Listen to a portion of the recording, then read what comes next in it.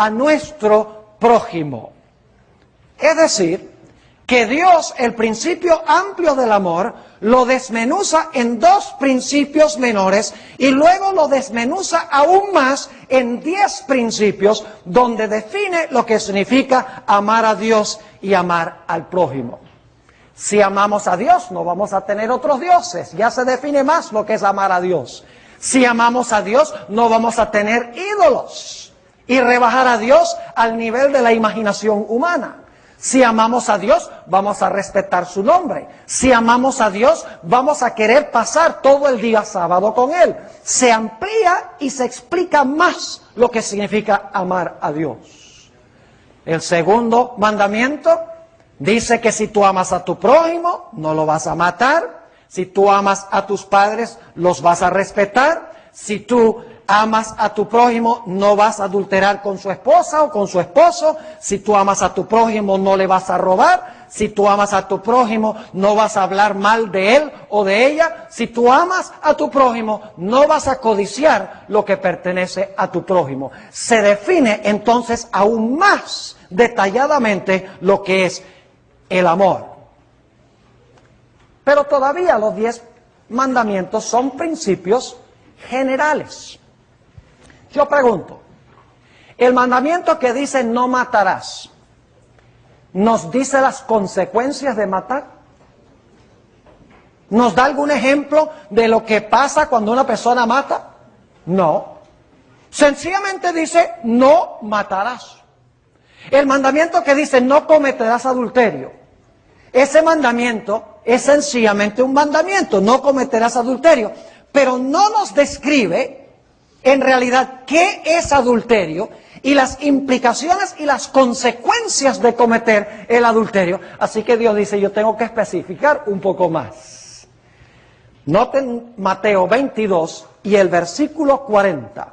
Mateo 22 y el versículo 40. Ahora Dios amplifica aún más los 10 mandamientos. Dice allí Jesús, hablando de estos 2 grandes mandamientos que se especifican más en los 10, dice lo siguiente: de estos 2 mandamientos depende toda la ley y los profetas. ¿A dónde se amplían los 10 mandamientos? Los 10 mandamientos se definen en todo el Antiguo Testamento y por ende también en el Nuevo. Es decir, la Biblia es un comentario sobre los 10 mandamientos. Yo pregunto, ¿creen ustedes que la historia del adulterio y el asesinato que cometió David nos ayuda a entender un poco mejor el mandamiento no cometerás adulterio y no matarás? Y las consecuencias que se realizan como resultado de quebrantar esos mandamientos. Claro que sí. Es decir, que la Biblia sencillamente es una exposición de lo que sucede cuando nosotros obedecemos o desobedecemos el un mandamiento que se divide en 2 mandamientos, que se divide en 10 mandamientos y que se expone en toda la Sagrada Escritura. Pero Dios ha querido darnos una ayuda adicional para definir lo que significa amar a Dios y lo que significa amar al prójimo. Porque hay muchas cosas contemporáneas que no se mencionan específicamente en la Biblia, solamente en la Biblia se mencionan los principios. Así que Dios ha querido darnos otra fuente de revelación, no para darnos luz adicional o para darnos doctrinas adicionales, sino con el fin de desmenuzar los principios que encontramos en la Sagrada Escritura. Y ese don que Dios ha dado a la iglesia es el espíritu de profecía. La Biblia nos dice que en los últimos días Dios iba a levantar el don profético en la iglesia remanente. En Apocalipsis 12:17, después de los 1260 años de supremacía de la iglesia romana, nos da las características del pueblo que se iba a levantar después de 1798. Dice en Apocalipsis 12:17, entonces el dragón se llenó de ira contra la mujer y se fue a hacer guerra contra el resto de la descendencia de ella, los cuales guardan los mandamientos de Dios y tienen el testimonio de Jesucristo. El remanente tendrá el testimonio de Jesucristo, pero nos preguntamos, ¿qué es el testimonio de Jesucristo? Apocalipsis 19 y el versículo 10 tiene la respuesta a esta pregunta. Dice allí: yo me postré a sus pies para adorarle. Juan se inclina ante un ángel y él me dijo: mira, no lo hagas. Yo soy consiervo tuyo y de tus hermanos que retienen el testimonio de Jesús. Adora a Dios, porque el testimonio de Jesús es el espíritu de la profecía. ¿Qué es el testimonio de Jesucristo? ¿Qué cosa? El espíritu de profecía. Es decir, el pueblo remanente de Dios en los últimos días iba a tener el espíritu de profecía en su medio. Ahora, el resto del tema que vamos a tratar en esta noche, yo voy a mencionar algunos asuntos controversiales que se presentan en el espíritu de profecía. Algunos son más controversiales que otros. Cosas del espíritu de profecía que se están cuestionando aún en la iglesia adventista del séptimo día. Cosas que la Biblia no menciona explícitamente, pero que el espíritu de profecía menciona. Y algunos dicen, eso no está en la Biblia. Pero lo que quiero es que nosotros como jóvenes aprendamos a tomar lo que dice la hermana White y buscar detrás de lo que ella dice el principio bíblico. Es decir, cuando ella dice algo que no está explícitamente en la Biblia, así en detalle, nosotros debemos buscar en la Biblia el principio que la llevó a ella a decir eso. Porque el espíritu de profecía aún desmenuza más lo que significa amar a Dios, lo que significa amar a Dios y al prójimo, desmenuza más los 10 mandamientos, desmenuza aún más lo que se encuentra en la Sagrada Escritura. Hablemos en primer lugar de la observancia del sábado. La observancia del sábado se ha vuelto muy relajada en la iglesia adventista del séptimo día. Yo quiero que noten lo que dice la hermana White en la revista Señales de los Tiempos, mayo 25, 1882. Fíjense lo que hay que hacer para prepararse para el sábado. Esto antes se hacía. Que cada familia adventista del séptimo día honre a Dios por una obediencia estricta a la ley. Se les debe enseñar a los hijos a respetar el sábado. En el día de la preparación, ahora escuchen bien, está hablando del viernes. En el día de la preparación, la ropa debe plancharse. ¿Dónde dice la Biblia, plancharás tu ropa antes del sábado? No lo dice. En el día de la preparación, la ropa debe plancharse. Los zapatos deben pulirse. En la Biblia no había ni zapatos, había sandalias. Y el baño debe tomarse. Luego, en torno del altar familiar, todos deben reunirse para darle la bienvenida al día santo de Dios, así como esperan ansiosamente la llegada de un querido amigo. Ahora algunos dicen, ¿y dónde se encuentra eso de que uno tiene que tener la ropa planchada y los zapatos pulidos y todos deben reunirse para empezar el sábado? El principio se encuentra en Isaías 58, versículos 13 y 14. Isaías, el capítulo 58 y el versículo 13 y 14. Ahí está el principio que aplicamos a las cosas específicas. Dice allí, si retrajeres del día de reposo tu pie, de hacer tu voluntad en mi día santo, y lo llamares delicia, santo, glorioso de Jehová, y lo venerares no andando en tus propios, ¿qué? Caminos, ni buscando tu voluntad, ni hablando tus propias palabras, entonces te deleitarás en Jehová, y yo te haré subir sobre las alturas de la tierra, y te daré a comer la heredad de Jacob tu padre, porque la boca de Jehová lo ha hablado. En el sábado debemos colocar a un lado todo lo nuestro y debemos estar listos para recibir a nuestro querido amigo, el Señor Jesús. Otra cosa que dice la hermana White es que nosotros debemos cuidar los bordes del sábado. Y voy a leerles la cita y luego les voy a mostrar bíblicamente dónde está la idea de que el sábado hay que estar preparado antes de que el sábado comience. Hay que cuidar los bordes antes y después. Note lo que dice en el libro de Nehemías, el capítulo 13 y el versículo 19. Leamos en primer lugar el texto bíblico y luego vamos a leer la cita del espíritu de profecía. Aquí está hablando de mercaderes que venían a Jerusalén después del cautiverio, que estaban vendiendo, comprando y vendiendo en las puertas de Jerusalén. Y fíjense, cuando Nehemías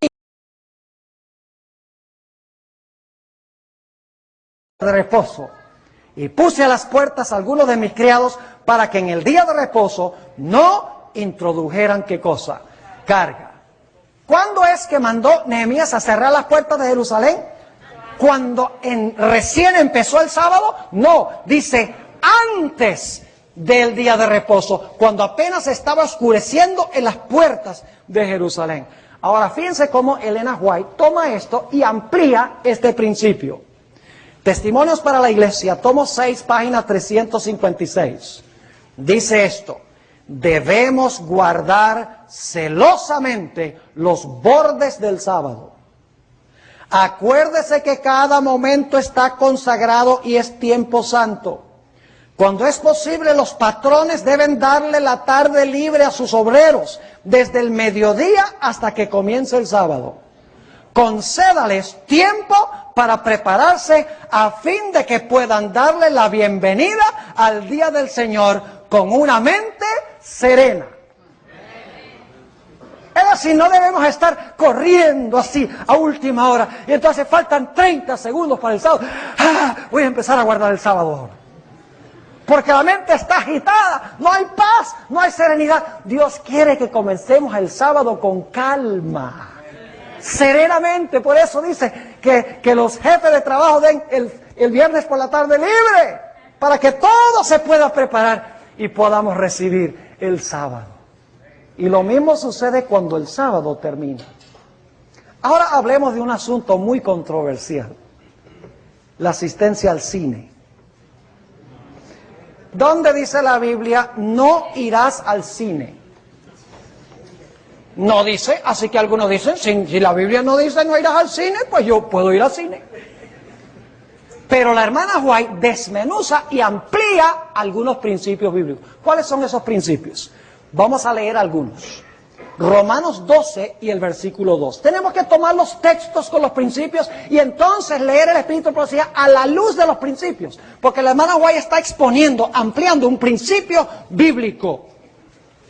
Dice en Romanos 12 y el versículo 2. No os conforméis a este siglo, sino transformaos por medio de la renovación de vuestro entendimiento. Una mejor traducción sería por medio de la renovación de nuestra ¿qué?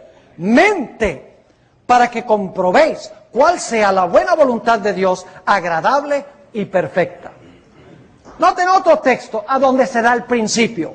Segunda de Corintios 3:18.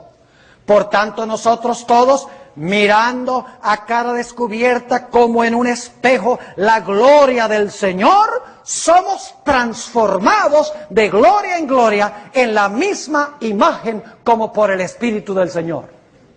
Yo quiero preguntarles, jóvenes, ¿podrían ustedes ir al cine a ver la violencia y el sexo ilícito y escuchar las vulgaridades y disfrutar del espiritismo que satura las películas de Hollywood e invitar a Jesús a sentarse contigo allí a ver lo que tú estás viendo? ¿Tú crees que Jesús se deleitaría en sentarse al lado tuyo y cuando estás viendo esa violencia y ese adulterio y esas palabras sucias que se usan y lleno de espiritismo, que Jesús estaría ahí alimentándose y disfrutando de eso? Si tú no puedes invitar al Señor Jesús a estar contigo, no lo debes hacer. El principio bíblico está claro. Somos transformados por lo que vemos y por lo que oímos. Cuando contemplamos a Jesús, somos transformados a su imagen. Cuando contemplamos a Hollywood, somos transformados a imagen de lo que nosotros vemos. En realidad, no hay ninguna excusa para decir que debemos ir al cine.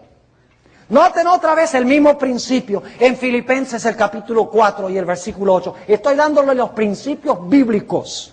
Dice aquí en Filipenses 4:8, por lo demás, hermanos, todo lo que es verdadero, todo lo honesto, todo lo justo, todo lo puro, todo lo amable, todo lo que es de buen nombre, si hay virtud alguna, si algo digno de alabanza, en esto pensad. Les hago una pregunta y ustedes me van a ser honestos en la respuesta. ¿Qué sería preferible? Ir al cine y sentarse a ver una película por 2 horas y media donde se glorifica la violencia y el sexo ilícito, las palabras vulgares, el espiritismo, o sería mejor sentarse a leer y estudiar la Biblia 2 horas y media? Seamos sinceros, ¿qué es preferible? Como decimos en inglés, it's a no-brainer. Porque todos sabemos que lo mejor para nuestra edificación de carácter es sentarnos a estudiar la palabra de Dios. Ahora fíjense lo que dice la hermana White. Y claro, ella no está hablando del cine o la televisión, pero el principio es el mismo. Está hablando del teatro, que era televisión en vivo. Dice, entre los más peligrosos lugares del placer se cuenta el teatro. En vez de ser una escuela de moralidad y virtud, como se pretende a menudo, es el semillero de la inmoralidad. Estas diversiones fortalecen y confirman los hábitos viciosos y las inclinaciones pecaminosas.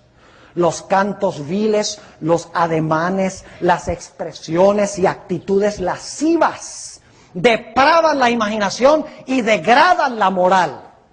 Todo joven que asista habitualmente a estos espectáculos se corromperá en sus principios.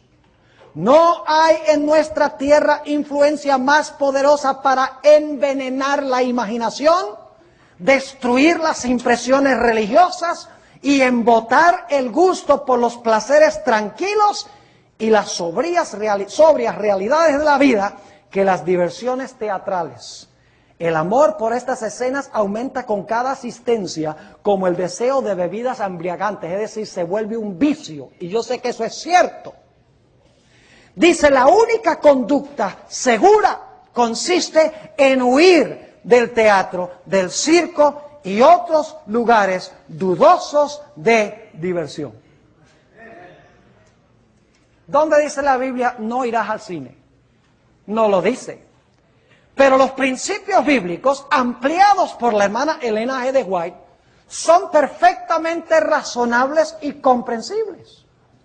¿No es así? La hermana White no le está añadiendo nada que no se encuentra ya en la Sagrada Escritura.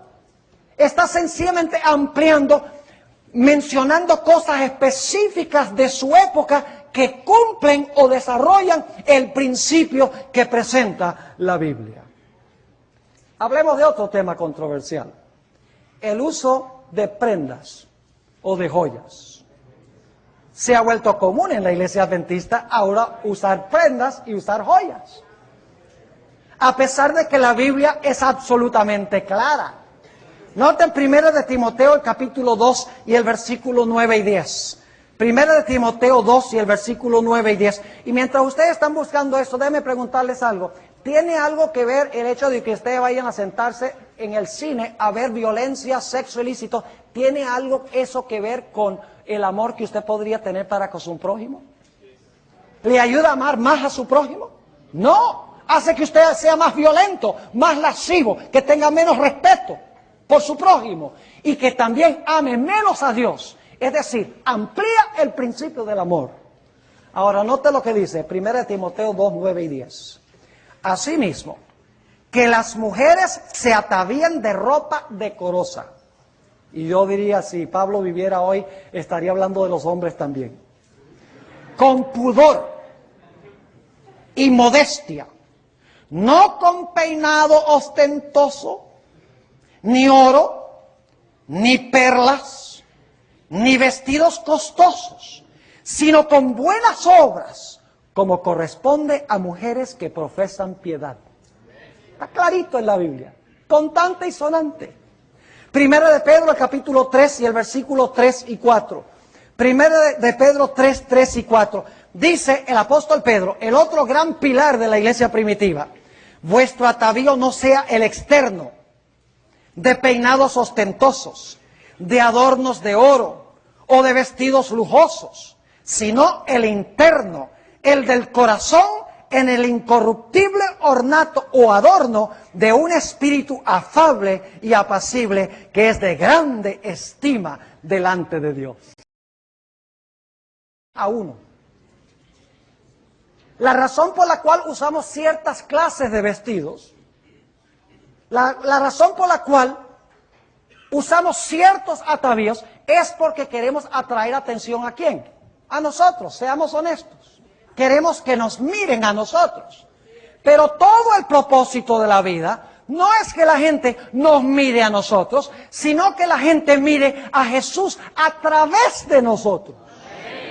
El Señor Jesucristo dijo que vuestra luz alumbre. Pero nosotros no tenemos luz original. Nosotros somos lunas y Jesús es el sol. Jesús brilla sobre nosotros y luego la gente ve la luz de la luna, dice, ¡ay, qué lindo está el sol! Ahora fíjense lo que dice la sierva del Señor. Está hablando de un evangelista que salía a predicar el mensaje adventista, se llamaba el pastor Simpson. Dice, el pastor Simpson explica las profecías usando cuadros ilustrativos que demuestran que el fin de todas las cosas está a las puertas. Al igual que en 1844, familias enteras se han colocado en el lado del Señor, en obediencia a su ley. Ahora fíjense, cuando la gente decide, ¿qué sucedió? Joyas que han costado muchos centenares de dólares han sido entregados al pastor Simpson para que él las venda y use el dinero para la causa. No hay un espíritu de excitación en este movimiento. No lo acompaña el fanatismo. La verdad se aferra de los corazones y los hombres y las mujeres entregan sus anillos y brazaletes, aun cuando no se haya hecho ningún llamado para que se despojen de sus ídolos. La obra es seria y serena.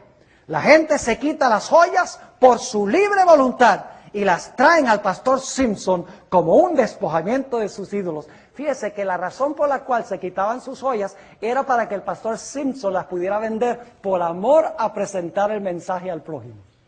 Nuevamente, la idea de Elena White es amor al prójimo. En otra cita, la hermana White dice en el comentario bíblico adventista sobre 1 Samuel el capítulo 7, es este comentario. Fíjense lo que dice.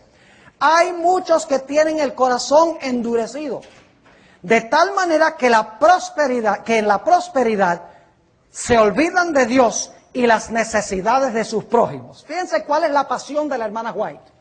Dice ella, muchos tienen el corazón tan duro que se han olvidado de Dios y las necesidades de sus prójimos. Luego dice esto, algunos cristianos profesos se adornan con joyas, encajes, atavíos costosos, mientras que los pobres del Señor sufren porque les falta lo indispensable para la vida. Hombres y mujeres que profesan haber sido redimidos por la sangre de un Salvador, malgastan los recursos que les han sido confiados para la salvación de otras almas. Y luego, a regañadientes, dan sus ofrendas como una limosna para propósitos religiosos. Y lo hacen liberalmente solo cuando les proporciona honor. Los tales son idólatras. Hablemos ahora de otro asunto. ¿Dónde dice la Biblia, no irás a Starbucks?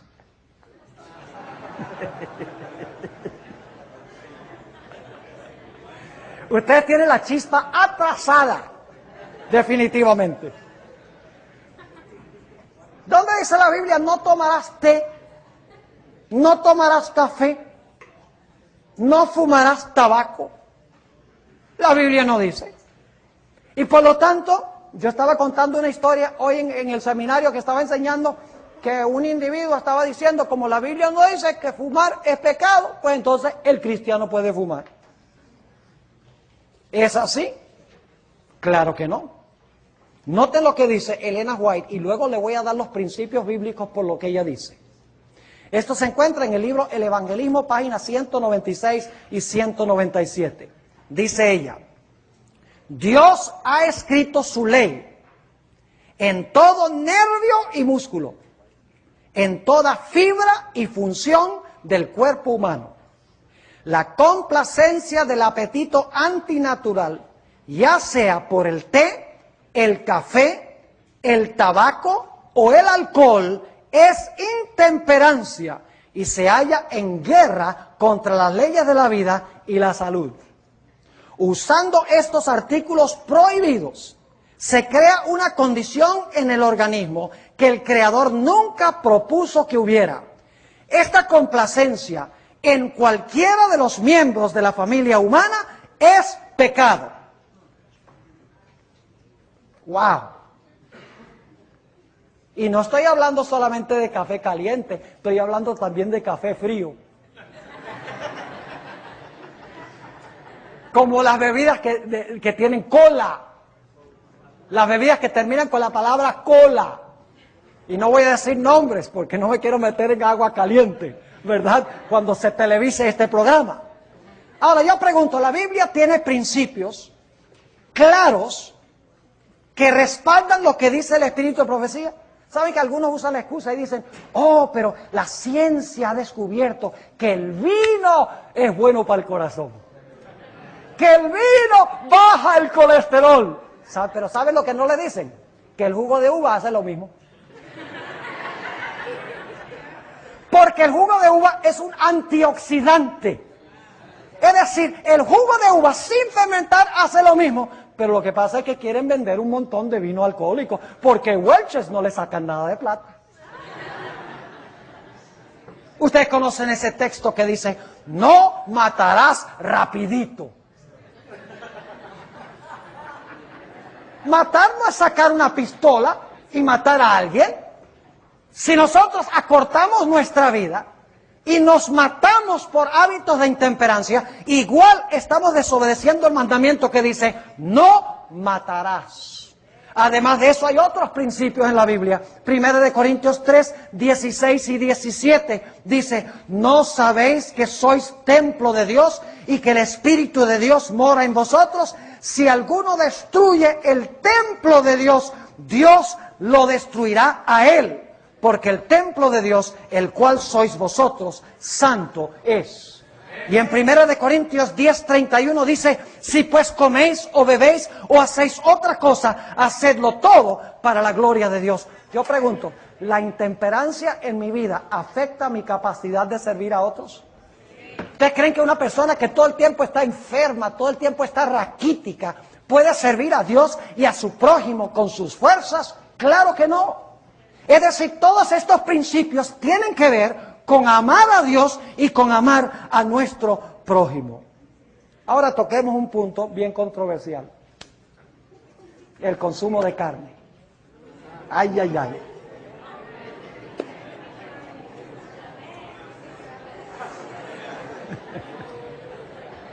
No, sigamos otra vez al siguiente punto. Ok, pues yo sabía que ustedes querían que hablara de esto. ¿Saben lo que dicen algunos?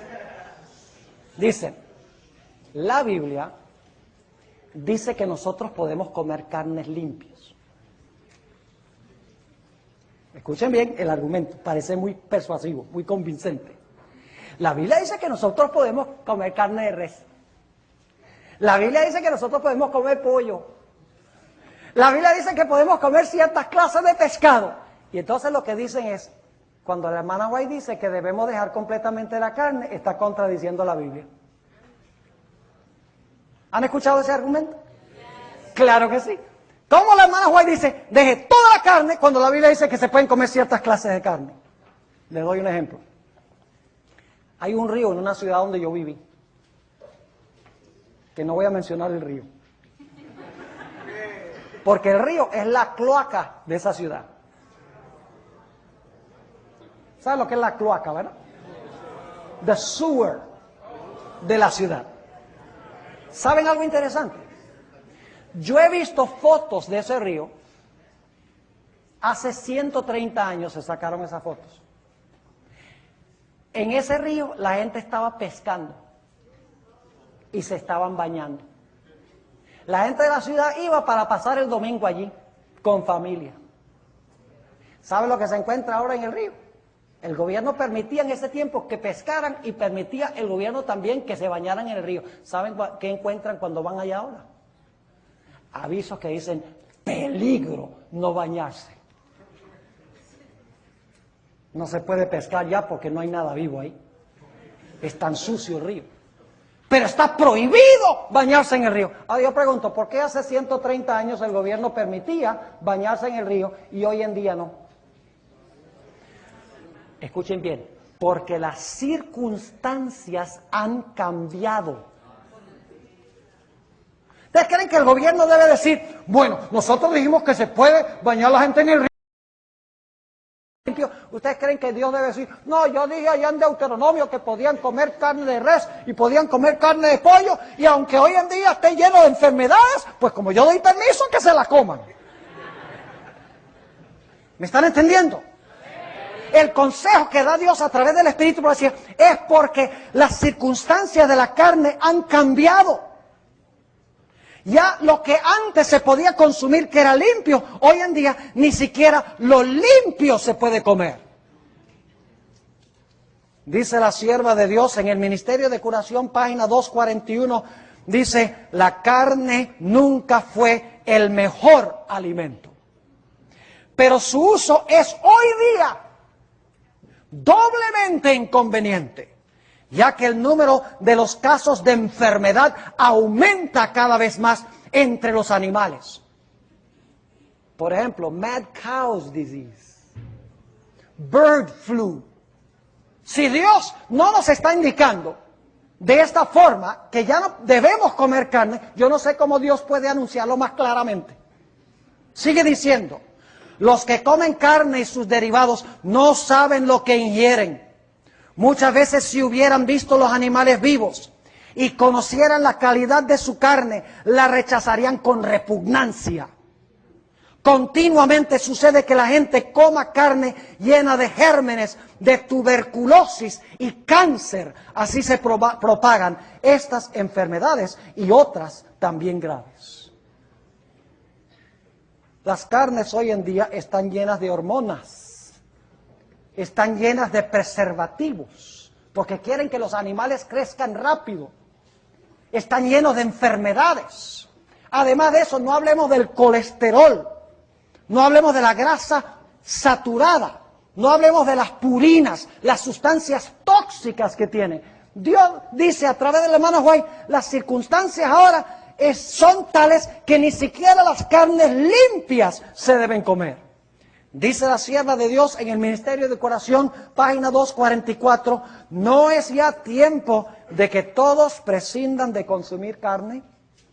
¿Cómo pueden seguir haciendo uso de un alimento cuyo efecto es tan pernicioso para el alma y el cuerpo de los que se esfuerzan por llevar una vida pura, refinada y santa para gozar de la compañía de los ángeles celestiales? ¿Cómo pueden quitar la vida a seres creados por Dios y consumir su carne con deleite? Vuelvan más bien al alimento sano y delicioso que fue dado al hombre en el principio. Y tengan ellos mismos y enseñen a sus hijos a tener misericordia de los seres irracionales que Dios creó y puso bajo su dominio. ¿Suena muy descabellado eso? Para mí no. Ahora yo quiero terminar dándoles un último ejemplo. Y este es muy solemne. Debatí mucho si discutir este asunto aquí o no, porque se está grabando este tema para presentar por televisión, pero decidí de todas maneras presentarlo. Estoy hablando específicamente de un vicio terrible que se llama la masturbación. La hermana White no lo llama así. La hermana White lo llama el autoabuso, el vicio secreto o el vicio solitario. Y tiene algunas cosas muy interesantes que decir de este vicio. Dice que la mente y el cuerpo son debilitados por el hábito del autoabuso. Tomo 5 de los testimonios, página 91. También dice que disminuye la energía del cerebro y como resultado la brillantez de la mente joven es opacada. Tomo 2 de los testimonios, página 392. Y en una cita controversial que muchos hoy en día critican, especialmente en el internet, la hermana White dice que si la persona continúa en esta práctica viciosa, eventualmente padecerá de idiotez o demencia. Y muchos dicen, eso es descabellado, que la masturbación continuada pueda producir idiotez o demencia, que pueda afectar la mente de esa forma. Pues fíjense, nosotros los adventistas somos expertos en esperar que la ciencia médica diga que es así. A veces cuando no estamos seguros, por ejemplo, cuando la ciencia médica en los años 40, 1940, ¿sabe usted que la Sociedad Médica Americana en la década de los 40 dice no hay ninguna evidencia de que el cigarrillo produzca cáncer del pulmón? La Sociedad Médica Americana, es más, en los tiempos de la hermana White, los médicos recetaban unos buenos cigarros de tabaco para la congestión pulmonar.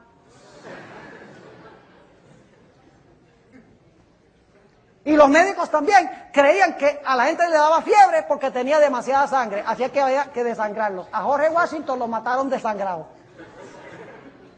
Pero la hermana White dijo, la sangre es muy importante, la fuerza vital del hombre. La hermana White dijo, el cigarrillo es pernicioso, es un veneno, es peligroso, es pecado participar de él. Aun cuando la Sociedad Médica Americana decía, no hay ningún problema con fumar, no hay evidencia de que produzca cáncer del pulmón. Pero entonces cuando la ciencia médica descubrió que sí produce cáncer, nosotros los adventistas decimos, nosotros siempre creímos eso. Cuando la ciencia descubre que la dieta vegetariana es la mejor, decimos, we've always believed that. Pero tenemos que esperar que la ciencia médica lo compruebe. Porque lejos esté de nosotros decir que la hermana White dice algo sin que la ciencia lo haya comprobado. Yo siempre creí lo que la hermana White dice en cuanto a este vicio secreto. Quiero leerles 2 citas de 2 médicos prominentes. Uno es de la Universidad de Oxford y el otro es de la Universidad de Harvard. Creo que son autoridades en la materia. Dice el doctor David O'Robin, PhD, lo siguiente en su libro, Zinc, que es una sustancia, un mineral que necesitamos, página 8, dice esto.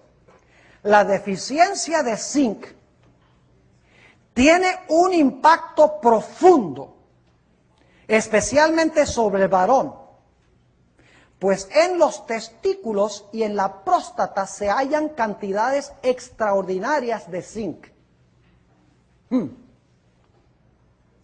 Sigue diciendo, son órganos sexuales, ¿verdad que sí?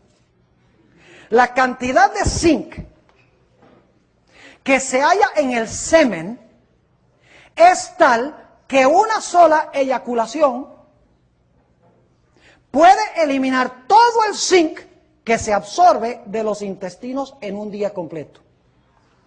Entre los seres humanos, los efectos más consistentes de una deficiencia de zinc son los cambios en el humor y en la conducta. Hay depresión, irritabilidad extrema, apatía y aún en algunas circunstancias, conducta que parece ser esquizofrenia. Aún es posible, ahora escuchen esto, aún es posible, dada la importancia del zinc para el cerebro, que los moralistas del siglo XIX tenían razón cuando afirmaron que la masturbación habitual podría causar locura. ¡Wow! Sigue diciendo, igualmente los que viven una vida disoluta también tenían razón cuando afirmaron que una dieta rica en ostras era imprescindible para compensar por la excesiva actividad sexual. Porque la ostra tiene mucho zinc. Entonces decían, si va a estar uno muy activo, tiene que comer ostras para reemplazar el zinc. El otro médico, Dr. Carl Pfeiffer, dice esto. Esto se encuentra en su libro Zinc y otros micronutrientes, página 45. Dice esto, nos duele admitirlo, pero la realidad es que en un adolescente que tiene una deficiencia de zinc, la excitación sexual y la masturbación excesiva podría precipitar la locura. ¿Tenía razón la sierva de Dios? Además de eso, ¿saben algo? Yo no conozco la primera persona que haya practicado la masturbación que no tenga pensamientos impuros.